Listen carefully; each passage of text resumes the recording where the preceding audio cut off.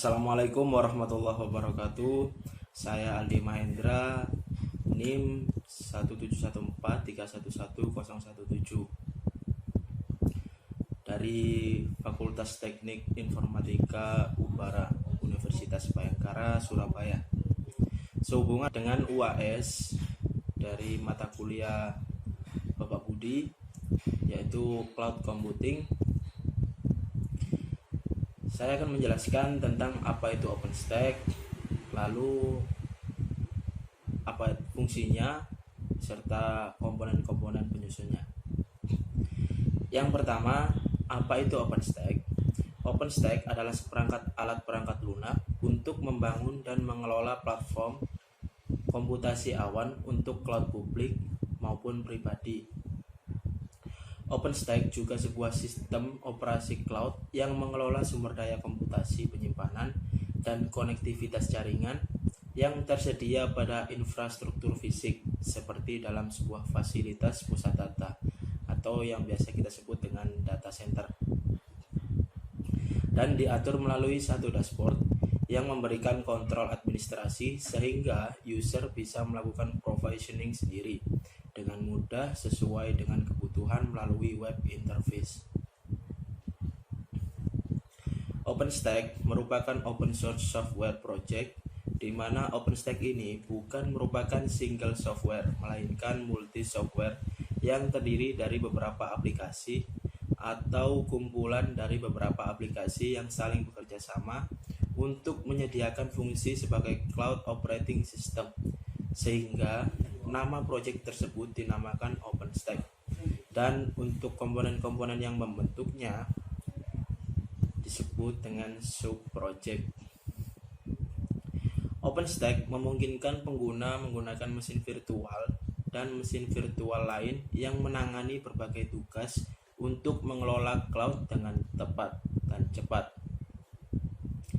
Ini membuat penskalaan horizontal menjadi lebih mudah, yang berarti bahwa tugas yang mendapat manfaat dari menjalankan secara bersamaan dapat dengan mudah melayani lebih banyak atau lebih sedikit pengguna dengan cepat dengan hanya memutar lebih banyak instansi. Misalnya, aplikasi seluler yang perlu berkomunikasi dengan server jarak jauh mungkin dapat membagi pekerjaan berkomunikasi dengan masing-masing pengguna di banyak contoh yang berbeda. Semuanya berkomunikasi satu sama lain, tetapi melakukan penskalaan dengan cepat dan mudah karena aplikasi tersebut mendapatkan lebih banyak pengguna. Dan yang paling penting, OpenStack adalah perangkat lunak open source, yang berarti bahwa siapapun yang memilih untuk dapat mengakses kode sumber, membuat perubahan atau memodifikasi apapun yang mereka butuhkan, dan membagikan perubahan ini kembali ke komunitas secara luas.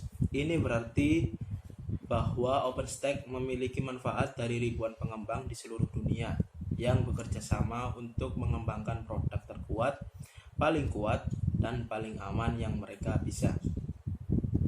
Lalu bagaimana OpenStack digunakan di lingkungan cloud?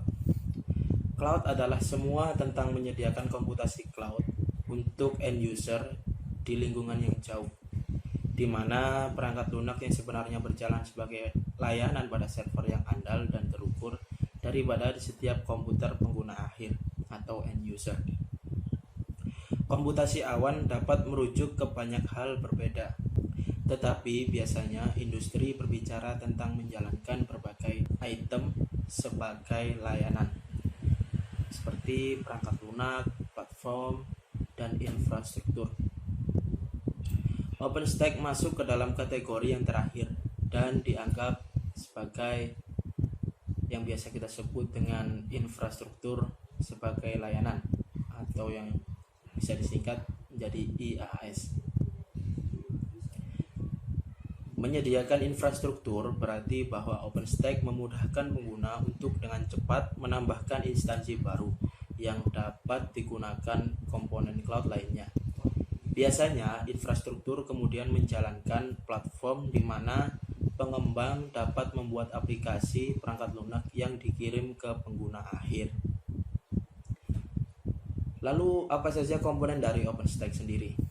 OpenStack terdiri dari banyak bagian bergerak yang berbeda. Karena sifatnya yang terbuka, siapapun dapat menambahkan komponen tambahan ke OpenStack untuk membantunya memenuhi kebutuhan masing-masing.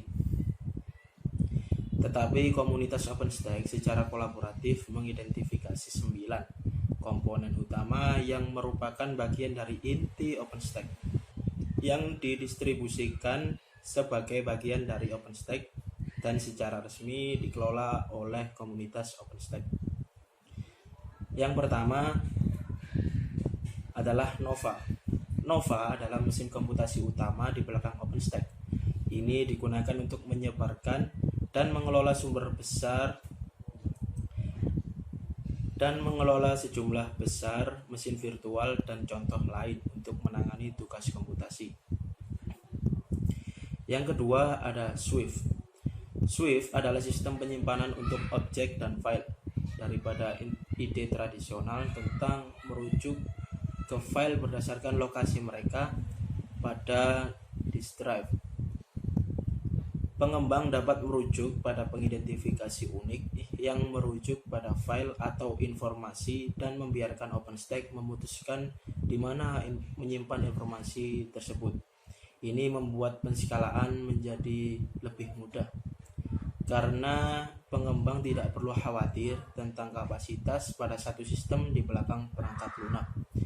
Ini juga memungkinkan sistem daripada pengembang untuk khawatir tentang cara terbaik untuk memastikan bahwa data dicadangkan jika terjadi kegagalan mesin atau koneksi jaringan. Yang ketiga ada Cinder. Cinder adalah komponen penyimpanan blok yang lebih analog dengan gagasan tradisional tentang komputer yang dapat mengakses lokasi tertentu pada disk drive. Cara yang lebih tradisional dalam mengakses file ini mungkin penting dalam skenario di mana kecepatan akses data adalah pertimbangan yang paling penting. Yang keempat ada Neutron. Neutron menyediakan kemampuan jaringan untuk OpenStack.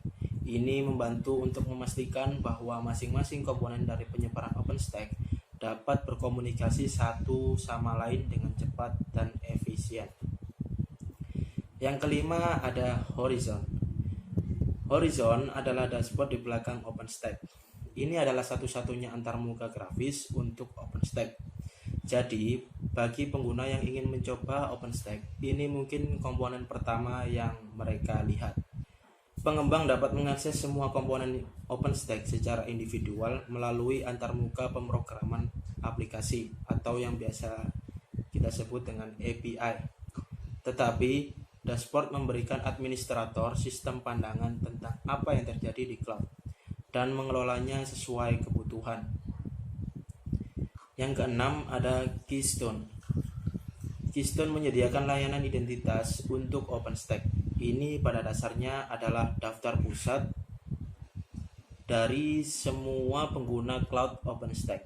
Dipetakan terhadap semua layanan yang disediakan oleh cloud yang mereka memiliki izin untuk digunakan. Ini menyediakan beberapa cara akses. Artinya, pengembang dapat dengan mudah memetakan metode akses pengguna yang ada terhadap Keystone. Sekilas, menyediakan layanan gambar ke OpenStack. Dalam hal ini, gambar mengacu pada gambar atau salinan virtual dari hard disk, sehingga memungkinkan gambar-gambar ini untuk digunakan sebagai template ketika menggunakan mesin virtual baru. Selanjutnya ada Ceilometer. Ceilometer menyediakan layanan telemetri yang memungkinkan cloud untuk menyediakan layanan penagihan kepada pengguna individu cloud. Itu juga menyimpan hitungan yang dapat diverifikasi dari pengguna sistem, setiap pengguna dari masing-masing komponen dari OpenStack Cloud. Pikirkan pengukuran dan pelaporan penggunaan. Yang terakhir ada HIT. HIT adalah komponen orkestrasi dari OpenStack yang memungkinkan pengembang untuk menyimpan pensyaratan aplikasi cloud dalam file yang mendefinisikan sumber daya apa yang diperlukan dalam aplikasi itu. Dengan cara ini membantu mengelola infrastruktur yang diperlukan untuk menjalankan layanan cloud. Sekian penjelasan saya mengenai OpenStack, lalu fungsinya beserta komponen-komponen penyusunnya. Kurang lebihnya mohon maaf. Sekian dari saya. Wassalamualaikum warahmatullahi wabarakatuh.